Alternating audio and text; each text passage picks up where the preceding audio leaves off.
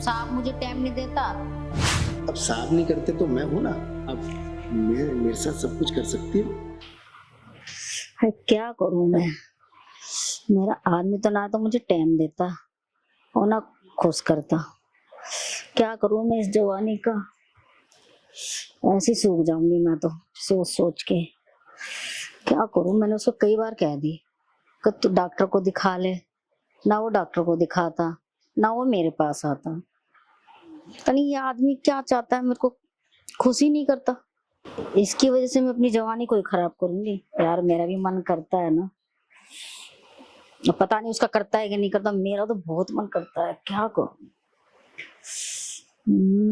सोचती हूँ। हाँ नीचे वाला गार्ड है ना हमारी सोसाइटी का, वो बड़ा मुझे केड़ा केड़ा देखता तिरछी नजरों से।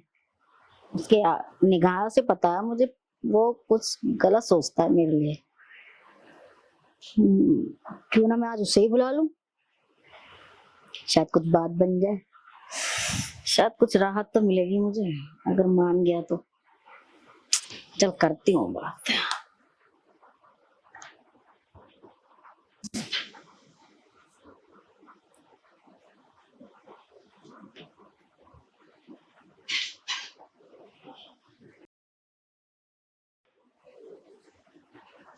अरे भाभी जी कैसी हो? भाभी जी तो ठीक है। तू ऐसे क्या कर रहा है बता। मैंने क्या करना आपके नीचे?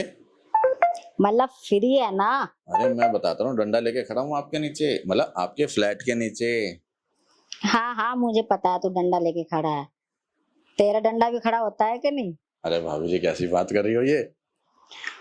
हाँ हाँ मैं मजाक कर रही हूँ। तू ऐसा कर, अगर फ्री है तो एक बार ऊपर आ दे। कोई तेरे को कोई काम तो नहीं बता देगा ना, कोई क्या भी सोसाइटी वाला। क्या कह रहे हो? फ्री हो तो आ जाऊं? अरे मैं तो सारे काम छोड़ छाड़ के अभी आ जाता हूँ आपके पास, आपको बताओ। आजा आजा। आ जरा 2 मिनट तेरे से काम है। बस 2 ही मिनट का काम है। लो तो फिर अभी आया मैं। जब तू आएगा भी पहले आ तो सही। अच्छा पहले एक बात बताओ, आज मेरी याद कैसे आ गई? तू फोन पे पूछेगा क्या सारी बात। तो एक बार ऊपर आएगा। अच्छा अच्छा, हाँ ठीक है, नाराज मत हो, कोई बात नहीं, आप फोन रखो, मैं तुरंत आया ऊपर। ठीक है आजा। वैसे मुझे निगाह से देखता, आज मैं खुद ऑफर दे रही हूँ। भाभी चढ़ रहे हैं, सवाल जवाब कर रहा है।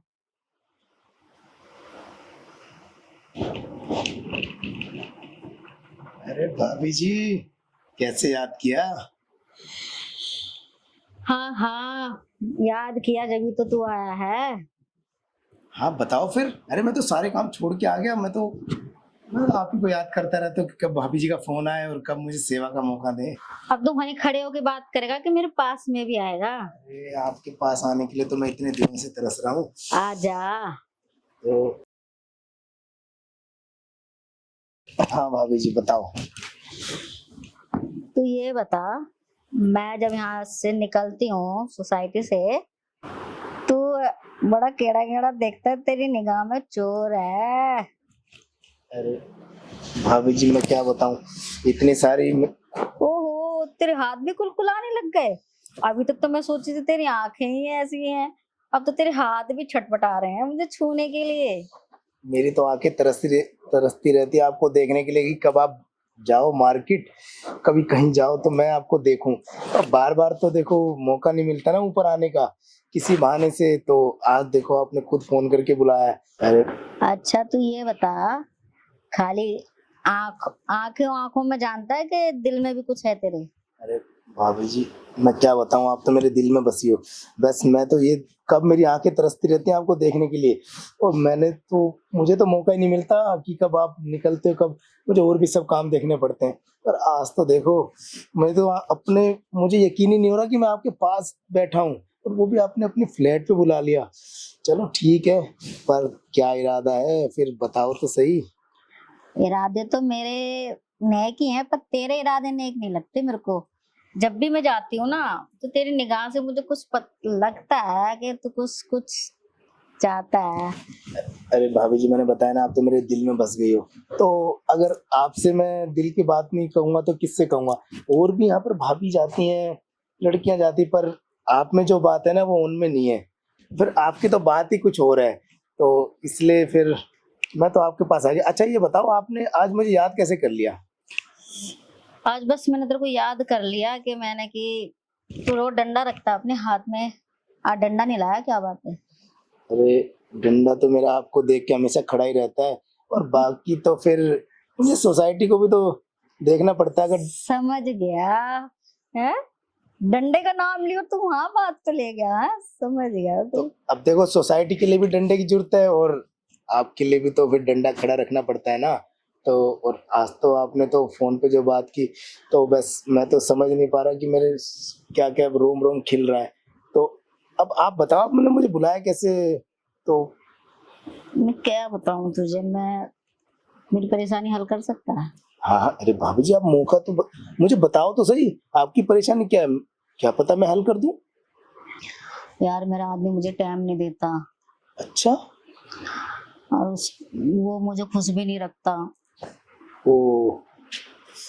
और मैं उसको कई बार कहती हूँ आ जाओ मेरे पास, चलो बैठते हैं, टाइम बिताते हैं। वो पता नहीं क्या चाहता है, मुझे खुश ही नहीं रखता। अब तुझे पता है तेरी भाभी कितनी जवान है, खूबसूरत है, देख किसी चीज से कमी है क्या बता मुझ में? नहीं नहीं, अरे भाभी जी, आप ये बोल के ना शर्मिंदा करे, आप जैसा तो खूबसूरत इस पूरी सोसाइटी में कोई नहीं है। और फिर पर भाभी जी, आप ये सब मुझे क्यों बता रहे हो? अब ये बता, मैंने तेरे को सारी बात बताई।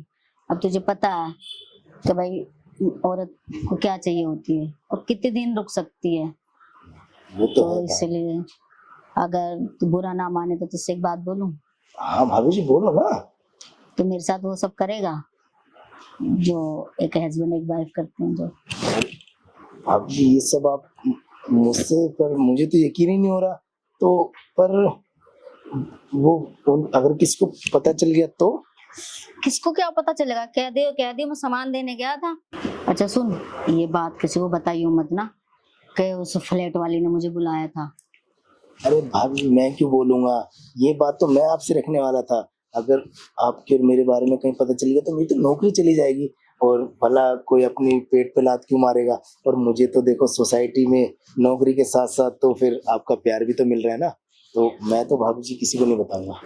अच्छा सुन, जब मैं फोन करूं तभी आइयो, उससे पहले बिल्कुल मत आइयो, नहीं तो शक हो जाएगा। ठीक है? जी भाभी जी। आज कोई भी नहीं है, और हो सके तो चल आज इस मौके का फायदा उठा ले। चलो, ये तो मैं भी कहने वाला था, पर आप कह रहे हो तो बताओ। चल अंदर वाले कमरे में चलते हैं। चलो भाभी जी, फिर खुल के प्यार करेंगे। चल चल चल।